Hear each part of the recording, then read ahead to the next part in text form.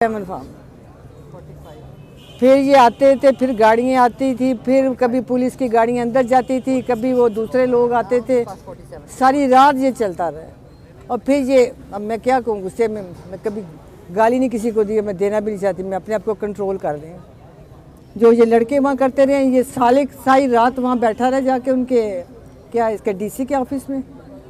फिर मेरा बेटा गया मिलने उसको रासिक, उन्होंने कहा कि नहीं जी वो तो दफ्तर में नहीं, और अंदर बैठा होता डीसी भी। फिर दूसरा जो डीपी होता है वो भी अवॉइड कर रहा था मिलना। और यहाँ वहाँ बैठ के इन्होंने रिज़ल्ट जो पहले का तैयार किया, और ये बैठ के वहाँ बैठ के तो उन्होंने तैयार करके अपना नारे मारते, दिल में नारे मारते हुए वहाँ तो खामोशी से भागे हैं। तो वो रिज़ल्ट ला के और टीवी पे चला दिया। अब इमेजिन करें, वो फ़र्क देखें ना आप, वो जो उसका क्या कहते हैं रिज़ल्ट में आप डिफरेंस आप नोट करें कि कितना डिफरेंस है। इन्होंने हमाकत की है, जल्दी में ना थोड़ा डिफरेंस कम दिखा देते हैं तो फिर भी कुछ सुनने देखने बाद सोच लेता कि मैं भी कुछ सच्चाई हो इसमें। अब डिफरेंस देखें, लाख सवा लाख और इसका कुछ 17,000 था, 17,000 और लाख सवा लाख मेरा, और इसी तरह परवेज़ का भी था। दोनों में इन्होंने यही किया, दोनों में क्या, तीनों में, चारों में। इस मीरा का इनका भी देख ले, नहीं धांधली नहीं, पता नहीं इसके लिए क्या लफ्ज़ होएगा। ये एक क़यामत कहते हैं ना, क़यामत सुगरा ही है। और पता नहीं इनको नज़र नहीं आती किसी को भी कि ये हो क्या रहा है इस मुल्क में। मैं तो समझ नहीं आ रही कि किया क्या है रात इन्होंने हमारे साथ, और इस तरह से ये सारा इन्होंने किया रिज़ल्ट। और फिर जो अब समझ आई कि 8 बजे इन्होंने फायरिंग और वो क्यों शुरू कर दी थे। अब हारे हुओं का कभी नहीं देखा, क्योंकि रिज़ल्ट जो आ रहे थे उसके 8-10 वोट निकलते थे, हमारे हज़ारों में निकलते थे, किसी के उसके 20 निकलते थे, हमारे हज़ारों में निकलते थे। साथ साथ रिज़ल्ट आ रहे थे, अभी तक आप यकीन करें रिज़ल्ट अंदर लोग लेके आ रहे हैं, अभी तक भी पेंडिंग रिज़ल्ट है जो अब लोग लेके आ रहे हैं। जो लाए रिज़ल्ट वो बेचारे ऐसे सीने के साथ पता नहीं अपनी क्या कीमती चीज़ लगा के छुपा के रिज़ल्ट लेके, कि उन्होंने देखा था जब मेरे से नॉमिनेशन पेपर छीने थे तो उनका यही था कि आज रिज़ल्ट भी छीन लेंगे। मेरे से जो छीन सकते तो बेचारे हमारे सपोर्टरों के थी, इनको कोई है ही नहीं, किसी इंसान की इनको कदर ही नहीं है।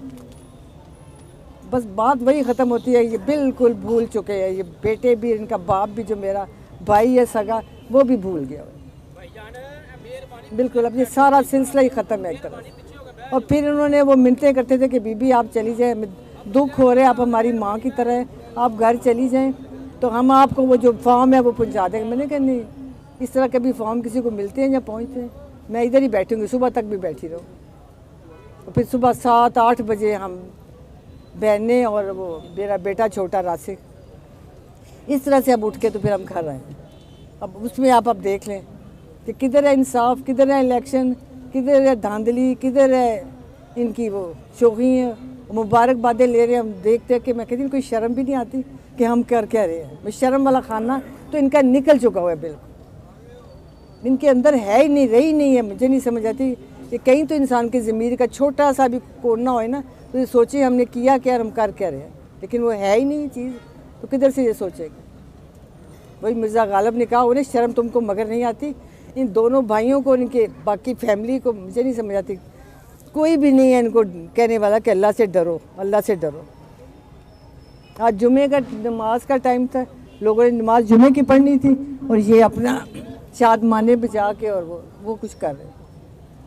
मुझे नहीं अब समझ आ रही कि मैंने इसमें और क्या कहना है या क्या कहना चाहिए रात का तो। और फिर इन्होंने आके जी ना वो अनाउंस कर दिया जी आके के टीवी पे। हम जब घर आए, क्योंकि मैं तो अभी तक टीवी नहीं देख सकी, क्योंकि कल सारा दिन पोलिंग पे, सुबह पहुंच के आके गिर के बेड पे गिर गई हूँ, वो पेन किलर खा के, और 1 बजे मैं उठी हूँ, इसलिए मुझे तो पता ही नहीं टीवी पे क्या चल रहा है। अभी सुना है कि किसी वो चैनल पे चल रहा था कि ये रिज़ल्ट है सालिक का, ये मेरा रिज़ल्ट है, ये परवेज़ का रिज़ल्ट है और ये सालिक का रिज़ल्ट। मतलब किस तरह के ये शौक़ हैं, हैरत के कि क्या बंदा, आप खुद आप सोचें।